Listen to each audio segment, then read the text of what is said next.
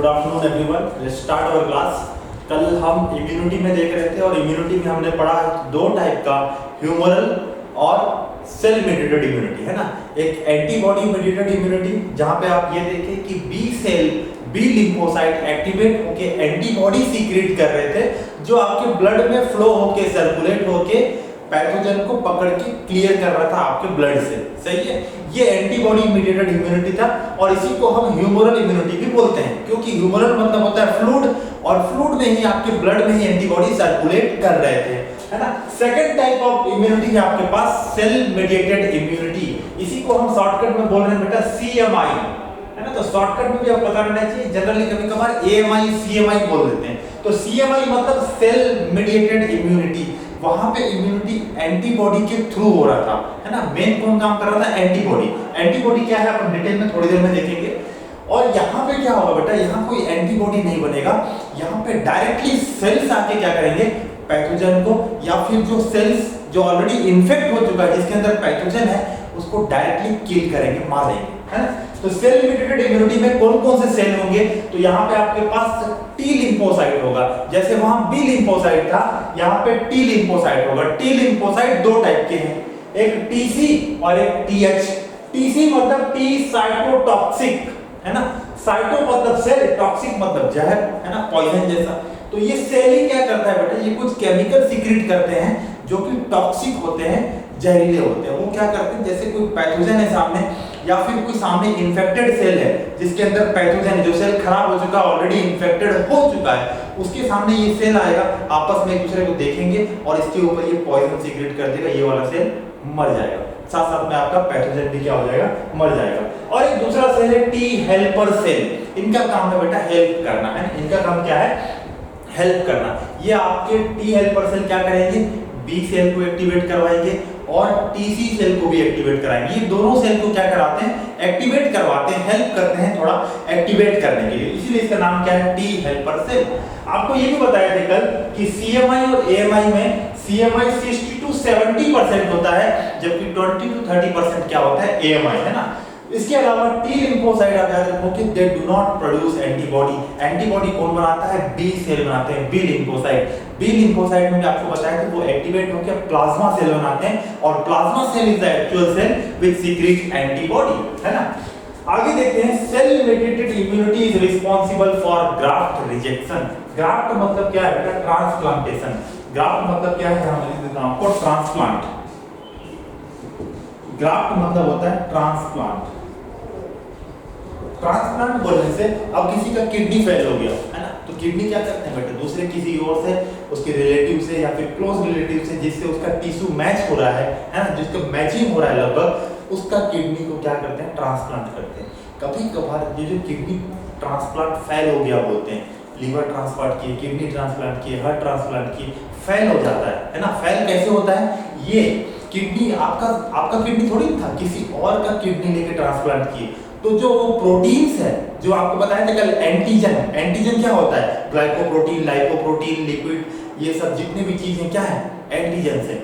तो उसका जो दूसरे का है वो थोड़ा हमसे क्या है, अलग है, और उसको ये जो टी सेल है वो पहचान जाते हैं कि ये हमारे बॉडी का नहीं है, ये हमारे बॉडी का नहीं है, ठीक है। और क्या करते हैं, उसको अटैक कर डालते हैं, अटैक करके ये साइटोटॉक्सिक को उनको मार देते हैं। और जैसे ही आपका ट्रांसप्लांट किया हुआ उसको आइडेंटिफाई किया एज ए फॉरेन एंटीजन, बाहरी एंटीजन की तरफ उसको पहचाने कौन, टीसी सेल, उनको क्या करते हैं, खत्म कर देते हैं। और खत्म करने से वो ग्राफ्ट क्या हो गया, फेल हो गया, ऑटोमेटिक वो ट्रांसप्लांट काम नहीं करेगा, फेल हो जाता है, किडनी ट्रांसप्लांट फेल हो गया बोलते हैं, है ना। ऐसे होता है। कौन सा इम्यूनिटी फेल करता है? डायरेक्ट क्वेश्चन आएगा, आप आंसर करोगे सेल मेडिएटेड इम्यूनिटी। कौन सा सेल रिस्पांसिबल है? आप बोलोगे टी साइटोटॉक्सिक सेल रिस्पांसिबल है फॉर ग्राफ्ट रिजेक्शन, है ना। अब एक और बात आपको बताया था बेटा कल कि बी सेल को हम बी सेल इसलिए बोलते हैं क्योंकि वो बोन मेरो, अस्थि मज्जा बोलते हैं हिंदी में, बोन मेरो में बनता है ना, बोन मेरो में बनता है। और उसका मैच्यूरेशन मतलब उसकी परिपक्वता भी कहाँ होती है, बोन मेरो में होती है। ये जो टी सेल है, ये टी सेल आपके बनता बोन मेरो में है, बट इसका मैच्यूरेशन, है ना, इसका मैच्यूरेशन कहाँ होता है, थाइमस में होता है। मैच्यूरेशन कहाँ होता है, थाइमस में, जो कि धीरे धीरे प्यूबर्टी के बाद क्या होता है, छोटा होते होते होते क्या हो जाता है, एकदम खत्म हो जाता है। अब आज हमारे एज में अगर आप थाइमस ढूंढोगे नहीं मिलेगा। प्यूबर्टी से पहले आप खोजोगे, आपको छोटा सा हार्ट के साइड में इधर एक छोटा सा ऑर्गन दिखेगा जिसको बोलते हैं थाइमस, और वहीं पे ये टी सेल क्या होते हैं, मैच्योर होते हैं। सही है, टी सेल क्या होते हैं, मैच्योर होते हैं। इसीलिए बोलते हैं बेटा कि जो जैसे एज होते जाता है, एजेड लोग का इम्यूनिटी थोड़ा कम होता है, वीक होता है। क्यों? क्योंकि टी सेल मैच्योर कहाँ होता है, थाइमस में, और थाइमस प्यूबर्टी के बाद धीरे धीरे क्या हो गया, छोटा ऑर्गन खत्म हो गया, है ही नहीं अभी, तो मैच्योरेशन होगा नहीं। मैच्योरेशन होगा ना तो टी सेल और ज्यादा धीरे धीरे पॉपुलेशन क्या होगा इनका बॉडी के अंदर कम हो रहा है। इसीलिए एजेड पीपल क्या होते हैं, थोड़ा से इम्यूनिटी उनका वीक होता है। सही बात है, बिल्कुल सही है। चलो ठीक है, एक और चीज देखो, ये टी सेल को हम क्या बोले, यहाँ लिख लेते हैं हम, टी सेल को इसलिए हम बोल रहे हैं टी सेल क्योंकि maturation of T cell, maturation of T cell takes place inside the thymus. Thymus में क्या होता है बेटा, इनका मैच्योरेशन होता है, इसीलिए इसको हम क्या बोल रहे हैं, टी सेल बोल रहे हैं। बना कहाँ है, बना बोन मैरो में, है ना। प्रोलिफरेशन डिवीजन होके बना कहाँ पे है, ये बोन मैरो में बना है, बट डिवीजन इसका मैच्योरेशन कहाँ होगा, मैच्योरेशन थाइमस में होगा। जबकि बोन जो बी सेल था, कल जो पढ़े थे B lymphocyte, antibody mediated immunity वाला, वो बी सेल बना भी वही था और मैच्योरेशन भी बोन मैरो में होता है, इसलिए उसका नाम बी सेल रखे थे। ये बात आपको आई थिंक क्लियर है ना। और ग्राफ्ट रिजेक्शन के लिए सबसे इंपॉर्टेंट इम्यूनिटी यही है, यही इम्यूनिटी आपको क्या करता है, ग्राफ्ट रिजेक्शन करके देता है, रिजेक्ट कर देता है ट्रांसप्लांट। क्लियर, आगे देखते हैं। CMI responses destroy cancer and other foreign cell. कोई आपके बॉडी में कैंसर हो गया तो कैंसर सेल मतलब आपका जो नॉर्मल सेल है उससे वो सेल क्या है, अलग है। तो जैसे ही वो अलग हो गया तो वो आपके लिए, आपके बॉडी से क्या हो गया, वो अलग हो गया, नॉर्मली जो था उससे अलग हो गया। अलग हो गया मतलब आपकी बॉडी से दूसरा टाइप का हो गया, फॉरेन बोलेंगे उसको भी, क्या बोलेंगे, फॉरेन सेल बोलेंगे। तो कैंसर सेल तरीके के फॉरेन सेल हो जाते हैं, और फॉरेन सेल को पहचानना किसका काम है, टी सेल का।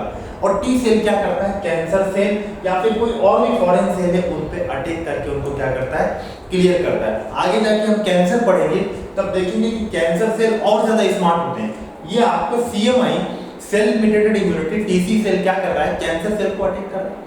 अब कैंसर सेल कोई अटैक करेगा तो अटैक को क्या खवा जाएंगे, मर जाएंगे? नहीं, वो भी और स्मार्ट है ना, वो और स्मार्ट है। वो अपने आजू बाजू में ऐसा इन्वायरमेंट बनाते हैं कि आपका टीसी सेल ठीक से काम नहीं कर पाए, और काम नहीं करेगा तो कैंसर सेल प्रोलिफरेट होके और डिवाइड होके कैंसर बना लेता है ना।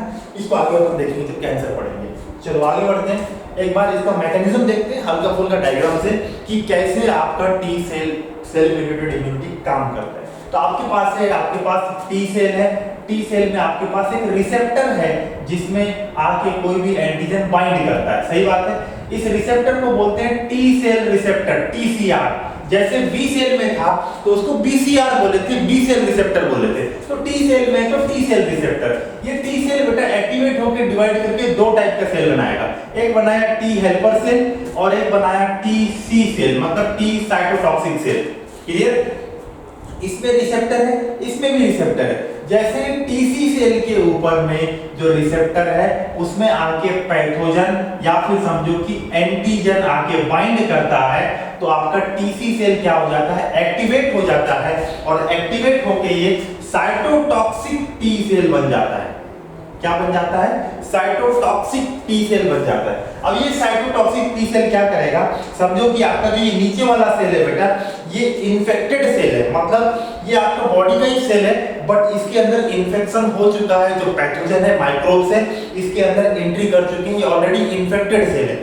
अब इन्फेक्टेड सेल ठीक नहीं हो सकता, तो आपको क्या करना है बेटा कि इन्फेक्टेड सेल को ही खत्म कर देना है। तो इन्फेक्टेड सेल के ऊपर में भी देखो एक रिसेप्टर है जिसकी जो क्या कर रहा है, एंटीजन को दिखा रहा है, प्रेजेंट कर रहा है। अब ये जो एंटीजन प्रेजेंट कर रहा है तो ये टी सेल के ऊपर टीसीआर, टी सेल रिसेप्टर है, ये इस एंटीजन को देखेगा और देख के दोनों के बीच में केमिकल डालेगा। अच्छा ये है क्या, ठीक है। अब ठीक है, जैसे ही बोला पता चल गया कि हाँ ये इन्फेक्टेड सेल है। कैसे पता चला? क्योंकि इसके रिसेप्टर में क्या था, एंटीजन प्रेजेंटेशन हो रहा था, एंटीजन दिखाया जा रहा था। ये खुद दिखा रहा है कि हम इन्फेक्टेड हैं, और देख कौन रहा है, टी साइटोटॉक्सिक सेल। अब जैसे ही इसने देखा कि ये इन्फेक्टेड है, इसने क्या किया, कुछ केमिकल सीक्रेट किया, जिसको आप क्या बोल रहे हो यहाँ पे, टॉक्सिन बोल रहे हो। क्या बोल रहे हो, टॉक्सिन। ये टॉक्सिन क्या करेंगे बेटा, इस मेम्ब्रेन के ऊपर में छेद कर देते हैं, पोर बना देते हैं, और पोर बनाने से ये क्या हो जाता है, इसका साइटोप्लाज्म बस्ट होके फट के ये सेल पूरा क्या हो जाएगा, डिस्ट्रॉय हो जाएगा। क्या हो जाएगा, इन्फेक्टेड सेल गेट डिस्ट्रॉयड। इस तरीके से आपका साइटोटॉक्सिक टी सेल काम करता है। दूसरी तरफ हम देखें कि टी हेल्पर सेल क्या कर रहा है, तो टी हेल्पर सेल में भी मान लीजिए आपको एंटीजन आके बाइंड हो गया, तो ये टी हेल्पर सेल क्या करेगा, एक्टिवेट हो जाएगा, और एक्टिवेट होने के बाद ये कुछ साइटोकाइन सीक्रेट करेगा। साइटोकाइंस बेसिकली क्या है बेटा, it is a chemical messengers, है ना, एक टाइप के छोटे छोटे केमिकल्स हैं जो मैसेज का काम करते हैं, इंफॉर्मेशन सप्लाई करने का काम करते हैं। ये साइटोकाइंस क्या करेगा, ये साइटोकाइन जाके आपके बी लिम्फोसाइट को एक्टिवेट करता है ना, जो कल पढ़े थे, उस बी लिम्फोसाइट को क्या करेगा, ये एक्टिवेट करवाएगा। और क्या करता है साथ में, ये साइटोटॉक्सिक टी सेल को भी क्या करता है, एक्टिवेट करता है। तो कुल मिला के बात ये देखें कि जो टी हेल्पर सेल है ये खुद डायरेक्ट किसी को मार नहीं रहा है, ये क्या कर रहा है, दूसरे सेल्स को क्या कर रहा है, एक्टिवेट करने में हेल्प कर रहा है। जैसे कि ये बी लिम्फोसाइट को हेल्प कर रहा है एक्टिवेट होने में, जिससे क्या बनेगा, आगे जाके एंटीबॉडी बनेगा, है ना, एक्टिवेट बी लिम्फोसाइट, और इससे आपको क्या बन जाएगा, एंटीबॉडी। सही है, तो ये बी लिम्फोसाइट एंटीबॉडी बना देगा। इसको एंटीबॉडी बनाने के लिए एक्टिवेट किसने किया, साइटोकाइन बनाया किसने था, टी हेल्पर सेल ने। और यही इसमें से कुछ साइटोकाइन, अब बेटा साइटोकाइंस भी बहुत टाइप के होते हैं, IL2, IL4, IL6, IL10, IL11। अब ये सब अभी आपको सिलेबस में पढ़ना नहीं है, इंटरल्यूकिन ऐसा नाम से बोलते हैं, तो वो सिलेबस में पढ़ना नहीं। अभी हमको ये पढ़ना है कि साइटोकाइंस होते हैं जो कि बेसिकली क्या है, केमिकल मैसेंजर्स हैं, और ये केमिकल मैसेंजर्स आपके बी लिम्फोसाइट को एक्टिवेट करेंगे और साइटोटॉक्सिक टी सेल को भी क्या करेंगे, एक्टिवेट करेंगे, और इम्यून रिस्पांस को और स्ट्रांग बनाएंगे। इसका मतलब basically they are helping the other cells of the immune system to get activated. तो इस तरीके से आपका सेल मेडिएटेड इम्यूनिटी काम करता है। इससे आपको डायरेक्ट क्वेश्चन जो बता दिया क्या क्या आएगा, है ना, T helper cell, TC cell, दोनों सेल का नाम पता रहना चाहिए। ग्राफ्ट रिजेक्शन में कौन सा इम्यूनिटी रिस्पांसिबल है, direct question, cell mediated immunity, cells कौन सा रिस्पांसिबल है, TC cell, cytotoxic T cell, simple. चलो आगे बढ़ते हैं। स्ट्रक्चर ऑफ एंटीबॉडी, कल हम देखे थे बेटा कि बी सेल एक्टिवेट होके, ह्यूमरल इम्यूनिटी हम देखे थे, तो उसमें बी सेल एक्टिवेट होके डिवाइड करके एक बी मेमोरी सेल बना था और एक क्या बना था, प्लाज्मा सेल बना था। मेमोरी सेल मेमोरी की तरह रहेगा और प्लाज्मा सेल क्या बनाता था, एंटीबॉडी बनाता था, और वही एंटीबॉडी आपके ब्लड में सर्कुलेट करके पैथोजन को आइडेंटिफाई करके डिस्ट्रॉय करके सिस्टम से क्लियर कर रहे थे। सिंपल है ना। तो वो एंटीबॉडी है क्या चीज, तो सबसे पहली बात वो एंटीबॉडी क्या है बोलने से, एंटीबॉडी का केमिकल स्ट्रक्चर में केमिकल नेचर क्या है, केमिकल का नेचर क्या है बोलने से आप बोलोगे एंटीबॉडीज आर ग्लाइकोप्रोटीन्स। एंटीबॉडीज क्या है, ग्लाइकोप्रोटीन से, मतलब प्रोटीन में कुछ शुगर ऐड किए हुए हैं, उसी को हम बोलते हैं ग्लाइकोप्रोटीन। डायरेक्ट क्वेश्चन आएगा antibodies are what, they are glycoproteins in chemical in nature, है ना। इसी को हम एक और नाम से बोलते हैं इम्यूनोग्लोब्यूलिन।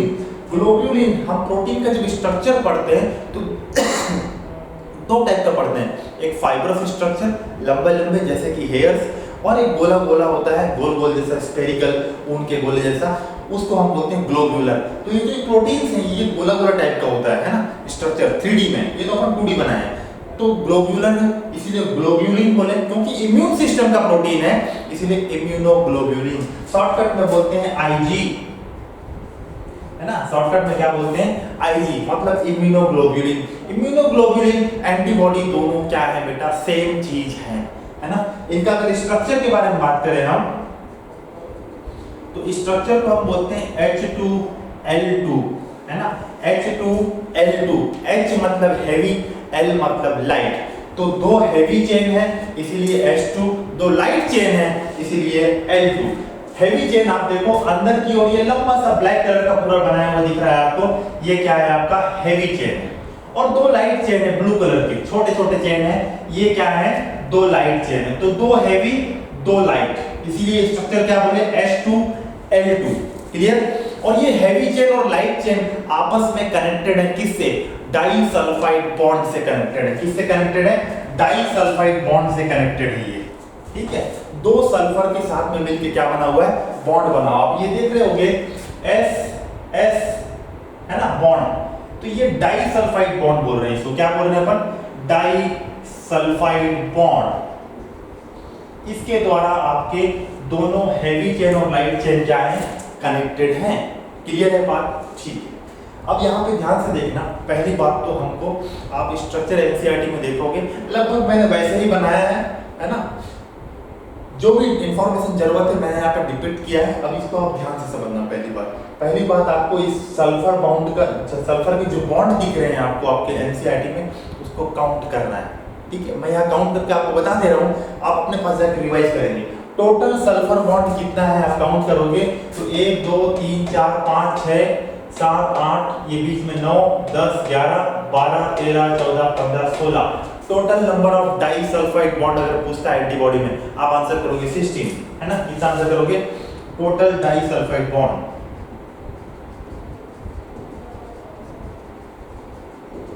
16, ठीक है। अब यहाँ पे दो चीज आप देख रहे हो, कुछ बॉन्ड ऐसे हैं जो सेम चेन के अंदर, जैसे ये लाइट चेन आप देख रहे हो, तो यहाँ एक सल्फर सल्फर बॉन्ड है, यहाँ एक सल्फर सल्फर बॉन्ड है ना। और कुछ बॉन्ड ऐसे हैं जो दो चेन के बीच में बने हुए हैं, जैसे ये एक हैवी चेन है, ये एक हैवी चेन है, इसके बीच में दो हैवी चेन के बीच में है। और ये वाला बॉन्ड देखो, ये सिंगल खुद के अंदर बॉन्ड बना हुआ है। अगर खुद के अंदर बॉन्ड बना हुआ है उसको मैं बोलूंगा intra molecular disulphide bond, intra, है ना। खुद के अंदर होता है, हमेशा एक वर्ड याद रखो आप, इंग्लिश में टर्म है इंट्रा। दो के बीच में हो रहा है तो उसको बोलते हैं इंटर। तो यहाँ पे दो टाइप का सल्फाइड बॉन्ड है, एक है इंट्रा और एक है इंटर, है ना। तो अपन काउंट कर लेंगे कौन कितने कितने, टोटल दो टाइप 16 है। इसमें एक है इंट्रा चेन डाइसल्फाइड बॉन्ड और दूसरा कौन सा है, इंटर चेन डाइसल्फाइड बॉन्ड, ठीक है। एक इंट्रा चेन और दूसरा इंटर चेन।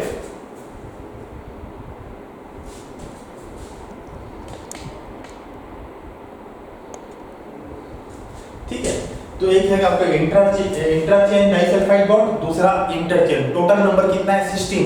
हम क्या करते हैं बेटा, इंटर चेन काउंट कर लेते हैं कि दो चेन के बीच में कितना बॉन्ड है, उससे माइनस कर लेंगे तो अपने को मिल जाएगा कि इंट्रा कितना है, सिंपल सा, है ना। तो आप ये देखो, ये बॉन्ड है, एक ये वाला एक ये वाला, दो डाइसल्फाइड बॉन्ड है दो चेन के बीच में यहाँ पे, और एक यहाँ दिख रहा है हेवी और लाइट चेन के बीच में, और एक यहाँ दिख रहा है हेवी और लाइट चेन के बीच में। तो 1 2 3 4 बॉन्ड ऐसे हैं जो दो डिफरेंट चेन के बीच में है ना, दो डिफरेंट चेन के बीच में। तो इंटर चेन डाइसल्फाइड बॉन्ड कितना हुआ, 4। कितना हो जाएगा आपके पास, 4 हो जाएगा इसका आंसर। और इंटर चेन डाइसल्फाइड बॉन्ड कितना होगा, 16 में 4 घटाए कितना मिल जाएगा हमको, 12। कितना मिल जाएगा, 12 मिल जाएगा। तो अब इतना इंफॉर्मेशन याद रखोगे, है ना। Total disulphide bond 16, 4 inter, 12 intra disulphide bond, ठीक है। और दो हैवी चेन है, दो लाइट चेन है, H2L2 नाम है। नेचर कैसा है, दे आर ग्लाइकोप्रोटीन। स्ट्रक्चर हम क्या बोलते हैं, इम्यूनोग्लोब्यूलिन बोलते हैं, शॉर्टकट में क्या बोलते हैं, IgG बोलते हैं। क्या बोलते हैं शॉर्टकट में, IgG बोलते हैं, राइट। अब हम क्या करते हैं बेटा, अब ये IgG का टाइप्स है ना, IgG का टाइप्स पढ़ लेते हैं, कितने टाइप्स के IgG।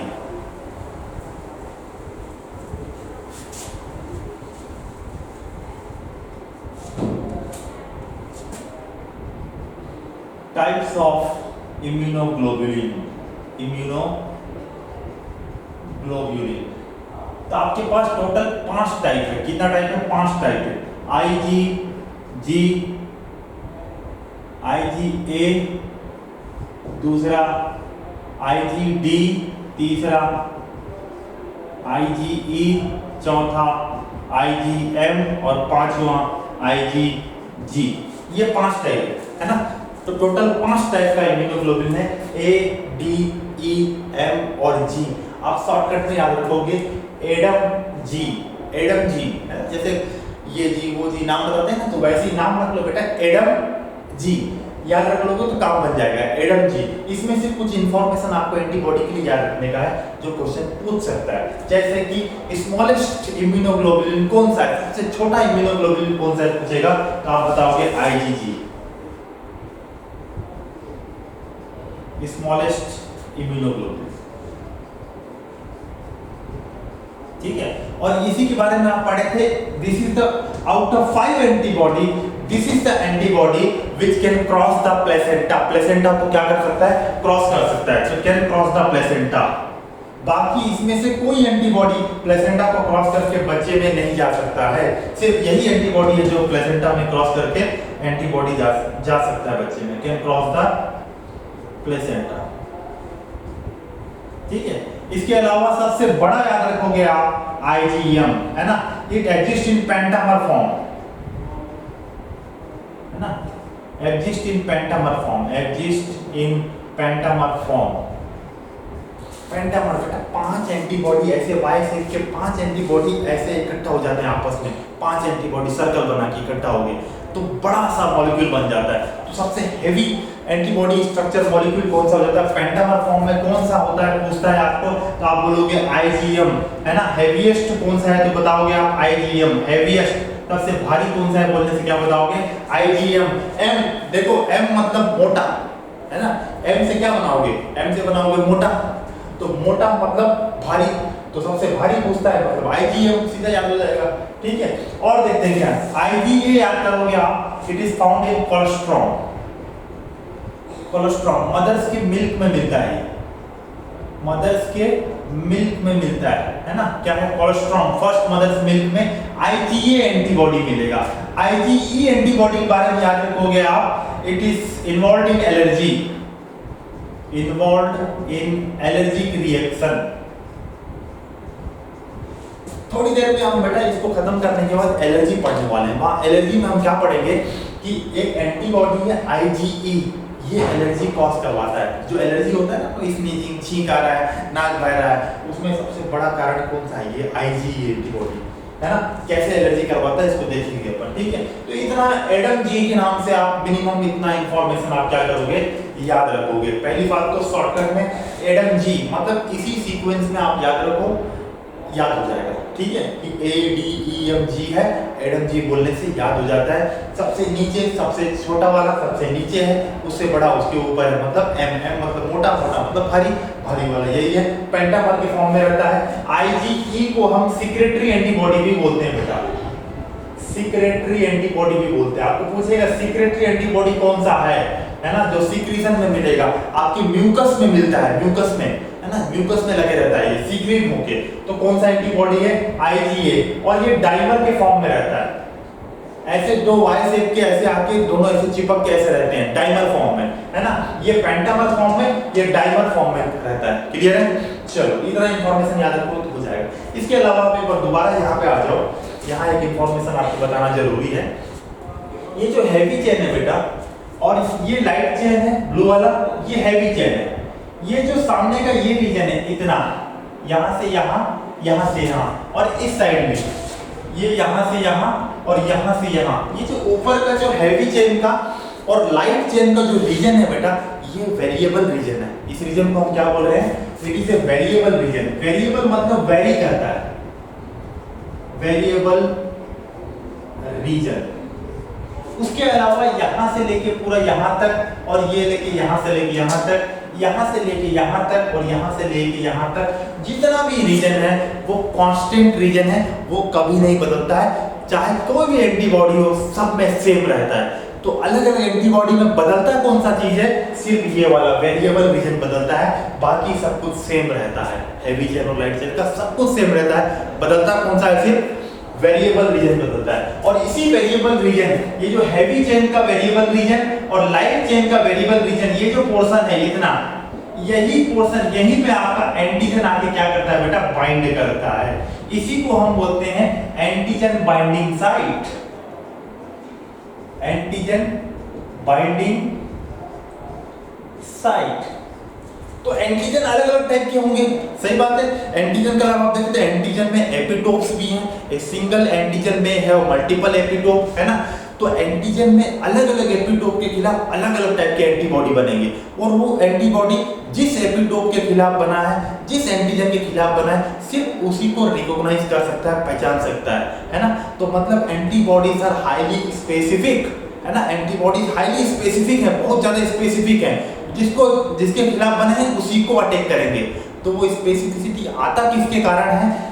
इसके कारण आता है this variable region, antigen binding site. इसी वेरिएबल रीजन जो कि हैवी और लाइट चेन से मिलके बना हुआ है, जिसको आप एंटीजन बाइंडिंग साइट बोल रहे हो, इसी के कारण एंटीबॉडीज जो होते हैं वो डिफरेंट टाइप्स के होते हैं, वेरिएबल होते हैं और हाईली स्पेसिफिक होते हैं। क्योंकि बाकी तो बेटा कांस्टेंट है, बाकी पूरा रीजन क्या है? कांस्टेंट रीजन है, ये कभी नहीं बदलता, ये सभी में सेम है। ये सभी में क्या है? सभी जितने भी antibody A B E M या फिर जिस भी एपिटोप के खिलाफ बनेगा सब में सेम रहेगा। तो बदलेगा क्या? सिर्फ एंटीजन बाइंडिंग साइट बदलता है। ये वेरिएबल रीजन जो कि हैवी और लाइट चेन से मिलके बना हुआ है, the upper part of the heavy and light chain, upper part of the heavy and light chain. आपको डायरेक्ट क्वेश्चन पूछेगा बेटा कि antibody specificity is determined by, आप बोलोगे एंटीजन बाइंडिंग साइट या फिर वेरिएबल रीजन। एंटीबॉडी का जो स्पेसिफिसिटी किसके कारण आता है? वेरिएबल रीजन के कारण आता है, एंटीजन बाइंडिंग साइट के कारण आता है। यही पे एंटीजन बाइंड होता है, ठीक है। तो यही से एंटीजन को पकड़ के उसको क्या करते हैं? क्लियर करते हैं, ठीक है। So this is done. आपका सेल मेडिएटेड इम्यूनिटी खत्म हुआ, आपका ये एंटीबॉडी भी खत्म हो गया, स्ट्रक्चर देख लिया। एंटीजन के बारे में कल हम देखे थे, तो अब हम अगला टॉपिक क्या देख रहे हैं? एलर्जी देख लेते हैं पहले, ठीक है। चलो इसको आप have a look for 2 minutes, will start allergy.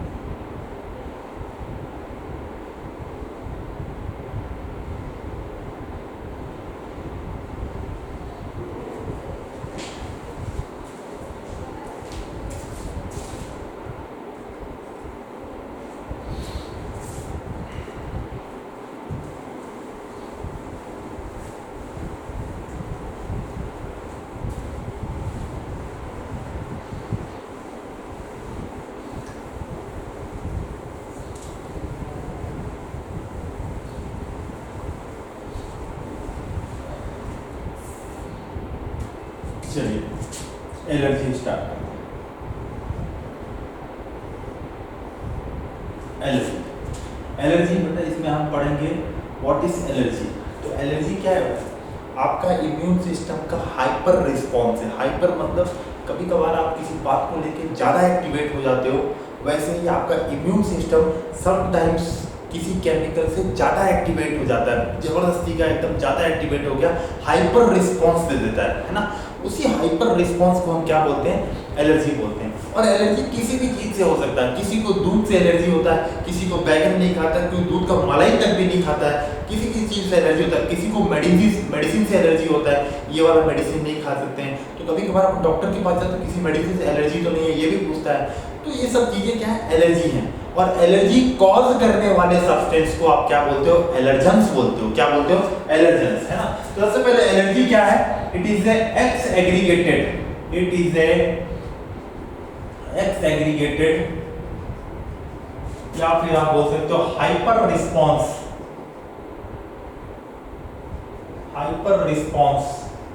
Of immune system to certain chemicals or compounds, है ना। and this chemical or compound which causes allergy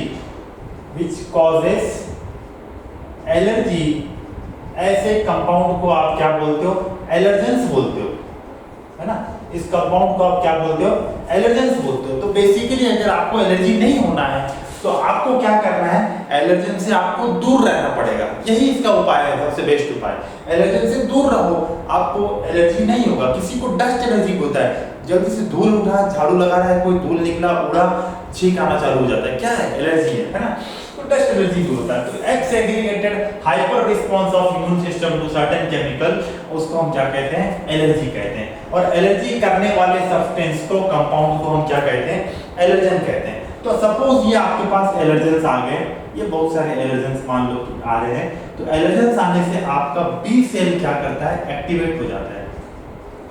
B cell activate होकर एक एंटीबॉडी बनाता है जिसका नाम है IgE टाइप का एंटीबॉडी बना देता है। ये वाई सेल का क्या बन गया आपके पास? IgE टाइप का एंटीबॉडी बन गया। ये IgE एंटीबॉडी क्या करेंगे? इनके पास ये यहाँ पे आपका एलर्जन बाइंड हो गया। ये एलर्जन क्या हो गया? बाइंड हो गया। इस एलर्जन के खिलाफ, ये एलर्जन है आपका, है ना। इस एलर्जन के खिलाफ बी सेल एक्टिव हुआ। बी सेल एक्टिव होकर प्लाज्मा सेल बनेगा। प्लाज्मा सेल ने एंटीबॉडी बनाया। एंटीबॉडी कौन सा बना दिया? IgE टाइप का एंटीबॉडी बना दिया। ये IgE antibody it will bind to allergen. इस एलर्जन से क्या कर लेंगे? बाइंड कर लेंगे। अब ये बाइंडेड एंटीबॉडी, IgE एंटीबॉडी, ये जाएगा बेटा और आपके पास बॉडी में एक सेल है जिसका नाम है मास्ट सेल। जिसका नाम क्या है? Mast cell. इस मास्ट सेल में IgE एंटीबॉडी के लिए रिसेप्टर प्रेजेंट है ना, ग्राही है उसके पास। उस रिसेप्टर में ये IgE एंटीबॉडी आया, उस रिसेप्टर में आके क्या होगा? बैठ जाएगा। और जैसे ही रिसेप्टर में बैठेगा, ये मास्ट सेल क्या हो जाएगा? एक्टिव हो जाएगा। और एक्टिव होने से ये 2-3 कंपाउंड सीक्रेट करेगा। वही कंपाउंड क्या करते हैं? एलर्जी करते हैं। चलो देखते हैं। तो ये आपके पास रिसेप्टर है, ये रहा रिसेप्टर। इस रिसेप्टर में आके आपके पास ये कौन बैठ गया? IgE बैठ गया। IgE एंटीबॉडी आके बैठ गया। ये रिसेप्टर कौन सा है? IgE रिसेप्टर है। तो ये मास्ट सेल क्या हो जाएगा बेटा? Mast cell get activated. Mast cell get activated. जैसे ही ये IgE एंटीबॉडी आके यहाँ बैठेगा तो ये मास्ट सेल एक्टिवेट हो जाएगा। और एक्टिवेट होके ये 2-3 कंपाउंड सीक्रेट करेगा। कौन कौन सा? पहला हिस्टामिन। पहला कौन सा कंपाउंड सीक्रेट किया? हिस्टामिन। और दूसरा सेरोटोनिन। और तीसरा प्रोस्टाग्लैंडिन्स।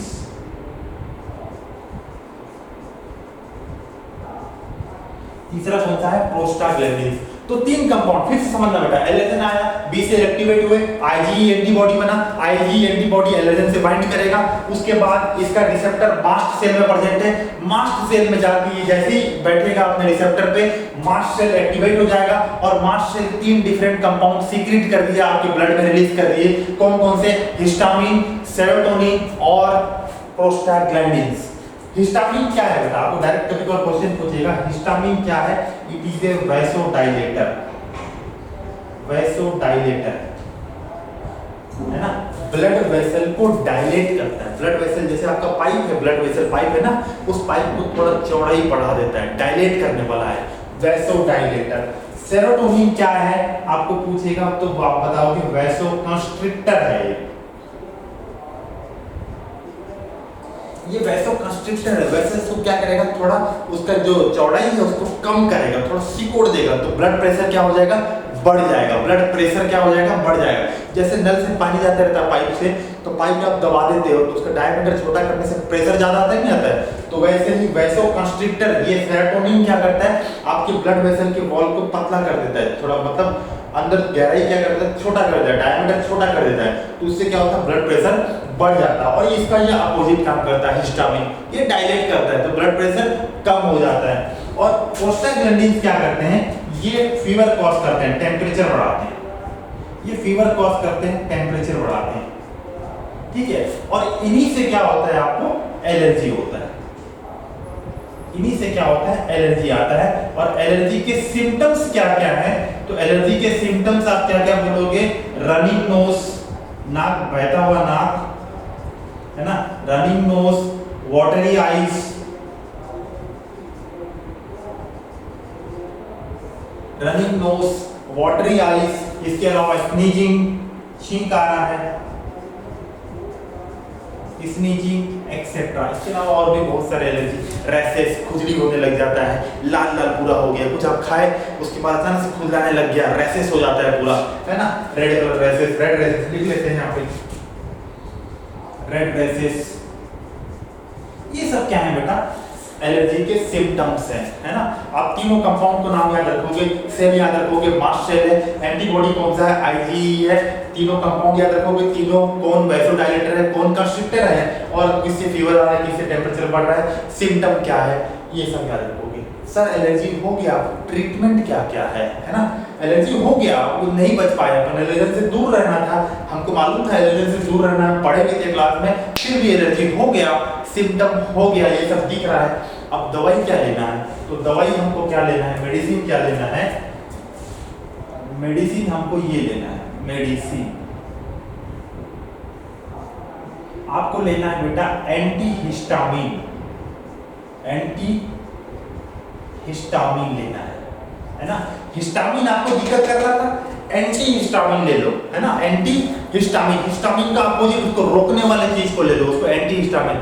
जैसे हम सिट्रिजिन खाते हैं सर्दी हो जाने से, सिट्रिजिन क्या करता है, ये एंटी हिस्टामिन का ही काम करता है। एल हिस्ट बोल के गोली आता है, एल हिस्ट क्या है, वो सिट्रिजिन है, उसमें लिवोसिट्रिजिन क्या काम करता है, एंटी हिस्टामिन का काम करता है, बिल्कुल सही है, गुड। इसके अलावा आप एक और चीज यूज कर सकते हैं, स्टेरॉइड्स यूज कर सकते हैं, बोलने से बिना पूछे, डॉक्टर से पूछ के होता है ये सब चीजें, है ना, बिना पूछे अपने से नहीं ले लेना है, डॉक्टर प्रिस्क्राइब करता है। स्टेरॉइड्स लेते हैं, है ना, इम्यून सिस्टम को स्लो डाउन करने के लिए। स्टेरॉइड्स क्या करता है बेटा, इम्यून सिस्टम को स्लो डाउन करता है।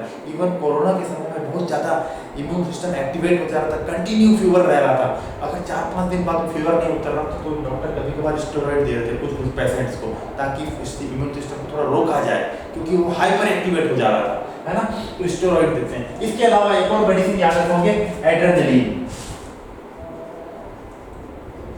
एड्रेनलिन, ये तीनों आपके क्या है बेटा, मेडिसिन है, ये तीनों क्या है आपके मेडिसिन हैं, इसके लिए एलर्जी को क्योर करने के लिए, एंटी हिस्टामिन, स्टेरॉइड्स और एड्रेनलिन। क्लास में बैठे बैठे याद रहना चाहिए बेटा, 3 बार मैं बोल दिया, आप भी अपने मन में बोल लिया करो, है ना, एंटी हिस्टामिन, स्टेरॉइड्स और एड्रेनलिन, क्लास में बैठे बैठे याद रहना चाहिए, ये मेडिसिन है। और एग्जांपल बताएं अगर अपन, एग्जांपल बताएं अगर एलर्जी का एग्जांपल बताएं, तो एग्जांपल ऑफ एलर्जी, तो 2-3 एग्जांपल आप याद रखोगे, जैसे कि हे फीवर, है ना, हे फीवर एक एलर्जी का टाइप है ना। दूसरा ब्रोंकाइटिस, ब्रोंकाइटिस, अस्थमा, डस्ट वस्ट होने से, डस्ट वस्ट होने से सांस लेने में किसी को दिक्कत हो जाता है, एकदम सांस लेने एकदम बहुत ज़्यादा वो हो गया बोल के एकदम परेशान हो जाता है, सांस लेने नहीं होता है, तो उसको क्या बोलते हैं, ब्रोंकाइटिस अस्थमा, है ना। और तीसरा आप याद रखोगे एनाफाइलेटिक शॉक, एनाफाइलेटिक शॉक, ये 3 स्टेप याद रखोगे। एक बढ़िया आपको एग्जांपल बताऊं एलर्जी का, कुछ मेडिसिन से भी एलर्जी होता है। एग्जांपल पेनिसिलिन एक एंटीबायोटिक है, वो एक इंजेक्शन के रूप में देते हैं, है ना, तो पेनिसिलिन हर आदमी को सूट नहीं करता है, तो पेनिसिलिन कभी कभार एलर्जी, और इतना तेज एलर्जी और इतना फास्ट एलर्जी होता है और इतना हाई लेवल का होता है कि डेथ भी हो सकता है। तो जब भी पेनिसिलिन का इंजेक्शन लगता है तो पहले टेस्ट करते हैं, हल्का सा थोड़ा सा यहाँ स्किन में लगा के टेस्ट करते हैं कि कहीं अगर स्वेलिंग हो गया, थोड़ा सा लगाए और यहाँ पूरा फूल गया, इसका मतलब उस पेशेंट को पेनिसिलिन सूट नहीं करने वाला है।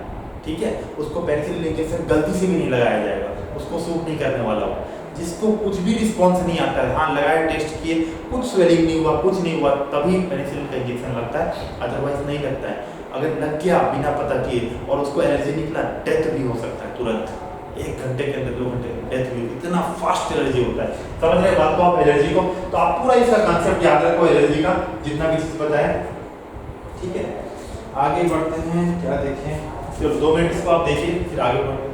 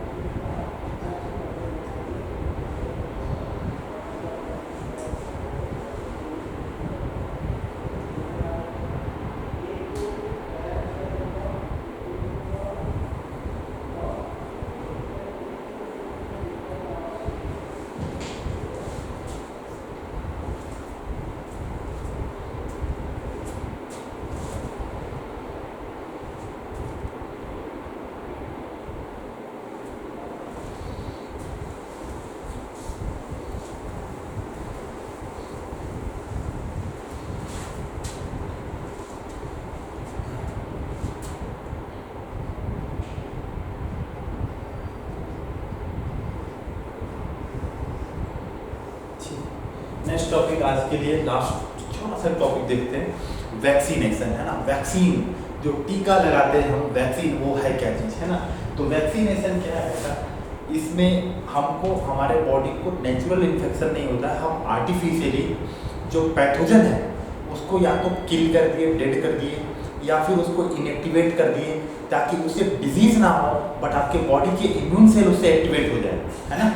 उसको किल कर दिए, इनएक्टिवेट कर दिए, या फिर एटीन्यूएट कर दिए, या फिर उसका सिर्फ छोटा सा पेप्टाइड जो एपिटोप है उसका एक छोटा सा, जिससे डिजीज नहीं होगा, वो सिर्फ पेगमेंट प्रोटीन का जो टुकड़ा है सिर्फ उसको लेके क्या कर दिया आपके बॉडी में डाल दिए। माइक्रोब्स नहीं डाल रहे, पैथोजन, उस पैथोजन का वो टुकड़ा जिससे आपका बॉडी का इम्यून सिस्टम एक्टिवेट हो सकता है, उस टुकड़े को लेके डाल दिए। तो ऑर्गेनिज्म तो नहीं भेजे, लेकिन प्रोटीन जिससे इम्यून सिस्टम एक्टिवेट होता है वो भेज दिए। तो ऑर्गेनिज्म नहीं तो डिजीज नहीं होगा, बट आपका इम्यून सिस्टम क्या हो जाएगा, एक्टिवेट हो जाएगा। तो इससे करने से क्या फायदा है सर? इससे करने से ये फायदा है कि वैक्सीनेशन बेस्ड किस पे है, आपको पूछेगा वैक्सीनेशन इज बेस्ड ऑन किस फिनोमिना पे बेस्ड है। तो वैक्सीनेशन बेस्ड है एक्वायर्ड इम्यूनिटी में, मेमोरी पे, है ना। आप देखे थे कि बी मेमोरी सेल बना था, वैसे ही टी मेमोरी सेल भी बनता है। तो जो मेमोरी है कि उस पैथोजन, ये पैथोजन ऐसा दिखता है, इसके खिलाफ ऐसे काम करना है, इस तरीके से फास्ट रूप से काम करना है, वो मेमोरी बना के रखना, है ना, याददाश्त बना के रखना। आप इम्यून सिस्टम को एक याददाश्त बना के दे रहे हो कि ये पैथोजन अगर आएगा तो ऐसे क्लियर करना है, तो वो पहले से रेडी होके रहेगा। वो मेमोरी बनाने के लिए हम क्या करते हैं, वैक्सीनेशन करते हैं। तो vaccination is based on the principle of memory, the principle of memory of acquired immunity। acquired immunity में मेमोरी होता है, उस मेमोरी के ऊपर ये बेस्ड क्या है, वैक्सीनेशन है ना। तो वैक्सीन क्या है, वैक्सीन में आप क्या करते हो, वैक्सीन में या तो आप पेप्टाइड फ्रेगमेंट ऑफ एंटीजन का एक पेप्टाइड छोटा सा टुकड़ा ले लिए जिससे आपका बॉडी का इम्यून सिस्टम एक्टिवेट हो सके, या फिर किल्ड और वीकंड, किल या फिर वीकंड मतलब उसको कुछ करके कमजोर कर दिए, वो उसका जो पैथोजेनिक प्रॉपर्टी है कि वो आपको डिजीज कर सके, वो उसको क्या कर दिया हमने, कमजोर कर डाला। और कमजोर करने के बाद उसको आपकी बॉडी में डालता, वो डिजीज नहीं कर पाएगा, लेकिन आपका इम्यून सिस्टम क्या हो जाएगा, एक्टिवेट हो जाएगा, और एक्टिवेट होने से मेमोरी सेल बन जाएगा। बस उतना ही हम चाहते हैं, है ना। तो किल्ड और वीकेंड पैथोजन को आपको, इस दोनों को आपके बॉडी में क्या करते हैं, आर्टिफिशियली इंट्रोड्यूस करते हैं, artificially introduce into human body, introduce into human body. क्यों? To form memory cell, to form memory cell. Memory cell बनाने के लिए आप इसको इंट्रोड्यूस करते हैं। किसको इंट्रोड्यूस करते हैं? Adder peptide fragment of antigen या फिर किल्ड और वीकेंड पैथोजन को इंट्रोड्यूस करते हो। यहाँ इतना अगर आपको समझ में आ गया, क्वेश्चन बन जाएगा इससे, ठीक है। इसके अलावा अगर क्या रखोगे, अभी करंटली हम रिकॉम्बिनेंट, हम बायोटेक चैप्टर पढ़ेंगे कुछ समय में, इसके बाद 1-2 चैप्टर के बाद बायोटेक चैप्टर है। तो एक रिकॉम्बिनेंट वैक्सीन, रिकॉम्बिनेंट मतलब सिंथेटिक पेप्टाइड हमने बनाया। हमने देख लिया कि हाँ ये प्रोटीन ऐसा दिखता है, ये एंटीजन है, ये माइक्रोब्स है, इससे ये डिजीज होता है, इसको हम यूज नहीं कर सकते हैं, बट उसका जो ये प्रोटीन है उससे आपका इम्यून सिस्टम एक्टिवेट होता है। उस प्रोटीन को आप आर्टिफिशियली क्या कर लो, बना लो, है ना। उसको हम क्या बोलते हैं, रिकॉम्बिनेंट वैक्सीन बोलते हैं। तो रिकॉम्बिनेंट वैक्सीन भी आजकल हम बना रहे हैं, रिकॉम्बिनेंट वैक्सीन। और रिकॉम्बिनेंट वैक्सीन का एग्जांपल आप याद रखोगे, रिकॉम्बिनेंट वैक्सीन में एग्जांपल अगर पूछता है तो हेपेटाइटिस बी, हेपेटाइटिस बी का रिकॉम्बिनेंट वैक्सीन हम क्या कर चुके हैं, बना चुके हैं। डायरेक्ट क्वेश्चन पूछेगा किसका रिकॉम्बिनेंट वैक्सीन हम इंट्रोड्यूस बना चुके हैं, बोलने से हेपेटाइटिस बी का रिकॉम्बिनेंट वैक्सीन हम बना चुके हैं। और किस में बनाए हैं पूछता है, तो recombinant vaccine of hepatitis B is produced in yeast, is produced in yeast, Saccharomyces cerevisiae. Yeast में हम क्या किए हैं, यीस्ट ऐसे होस्ट ऑर्गेनिज्म चूज करके वहां पे हमने हेपेटाइटिस बी का प्रोटीन एंटीजन बनाया है ना। और इसको हम क्या बोल रहे हैं, रिकॉम्बिनेंट वैक्सीन। हमने आर्टिफिशियली बनवाया है यीस्ट में, है ना। तो इसको हम क्या बोल रहे हैं, रिकॉम्बिनेंट वैक्सीन। किसके लिए बनवाए हैं, हेपेटाइटिस बी के लिए बनाए हैं। किस में बनाए हैं, यीस्ट में बनाए हैं। और इतना डिटेल आप याद रखो। और वैक्सीन का एग्जांपल तो आपको बहुत याद होगा, हेपेटाइटिस बी वैक्सीन है, पोलियो वैक्सीन है, एमएमआर वैक्सीन है, बहुत सारे वैक्सीन है जो आपको छोटे बच्चे उम्र से लगते रहता है ना। तो ये कई सारे वैक्सीन हैं। वैक्सीनेशन का प्रिंसिपल किस पे बेस्ड है पूछता है, आप सीधा आंसर करोगे, it is based on the memories of the acquired immunity. का जो मेमोरी होता है उसी पे बेस्ड होता है वैक्सीनेशन। अगर ये मेमोरी नहीं होता तो कोई काम नहीं होता। बिना मेमोरी के अगर सोचो आपके अंदर आर्टिफिशियली हम डाल दिए, ठीक है, आपका इम्यून सिस्टम एक्टिवेट हुआ, एंटीबॉडी बना, B cell T cell activate हुए, कुछ देर काम करेंगे, एंटीबॉडी 10 घंटा 5 घंटा उतना देर काम करके एंटीबॉडी आपके सिस्टम से क्लियर हो जाते हैं। आपको थोड़ी ना एक बार एंटीबॉडी बना तो जीवन भर रहेगा, नहीं। एंटीबॉडी का लाइफ होता है, वो 5 घंटा 6 घंटा काम किए, खत्म, खेल खत्म, वो खत्म हो सिस्टम से क्लियर हो जाएगी। और नहीं 5 घंटा 6 घंटा ब्लड में सर्कुलेट करते घूमे, काम किए, खत्म। अगर मेमोरी सेल नहीं होता, मेमोरी सेल लाइफ में लंबा रहते हैं, 6 महीना, 1 साल, 2 साल, 5 साल, 10 साल, डिपेंड करता है कि कितना अच्छा मेमोरी सेल बना है। सही बात है। तो मेमोरी सेल आपकी लाइफ लंबे समय तक रहते हैं, तो मेमोरी के रूप में काम करते हैं। और मेमोरी रहेगा तो जब भी वो आता है, हम आपको पढ़ाया था मैं एनामिस्टिक रिस्पॉन्स कि जो सेकंड रिस्पॉन्स होता है वो बहुत फास्ट होता है। फर्स्ट रिस्पॉन्स स्लो होता है, सेकंड रिस्पॉन्स क्या होता है, बहुत फास्ट होता है। और सेकंड रिस्पॉन्स को अपन क्या बोलते हैं, एनामिस्टिक रिस्पॉन्स बोलते हैं। एक्वायर्ड इम्यूनिटी में मैं पढ़ा चुका हूं, आपको छुट्टी से पहले पढ़ाया था, है ना। एनामिस्टिक रिस्पॉन्स बहुत फास्ट होता है। क्यों? क्योंकि पहली बार उसको, जब पहली बार पैथोजन आपकी बॉडी में आया तो उसको देखने में, उसको समझने में, उसके खिलाफ एक्टिवेट होने में समय लगा। सेकेंड टाइम आया तब मेमोरी सेल बना हुआ था, वो देख के तुरंत पहचान गया, अरे ये है क्या, चलो इसको ऐसे निपटाना है, सटासट निपटा दिए। सही है। तो ये मेमोरी सेल का काम। तो मेमोरी पे बेस्ड आपका क्या है, वैक्सीनेशन है ना। ठीक है, thank you for today's class, let's meet tomorrow, कल मिलते हैं, है ना। आगे कंटिन्यू करेंगे। हमारे पास 2-3 टॉपिक और इस चैप्टर में बच गए हैं। एड्स बच गया है और कैंसर बच गया है और एक ऑटो इम्यून डिसऑर्डर बच गया। ये 3 टॉपिक बचा है। उसके बाद आपका कुछ ड्रग्स हैं, ड्रग्स वाले पोर्शन आपके सिलेबस से हटा दिया गया है। सिर्फ अल्कोहल अब्यूज, अल्कोहल ड्रिंकिंग वाला जो केस है वो रखा गया है सिलेबस में, बाकी लगभग हटा दिए है नया सिलेबस से। ठीक है, तो उसको करते हुए इस चैप्टर को हम खत्म करेंगे। ठीक है, so thank you for today's class, let's meet tomorrow.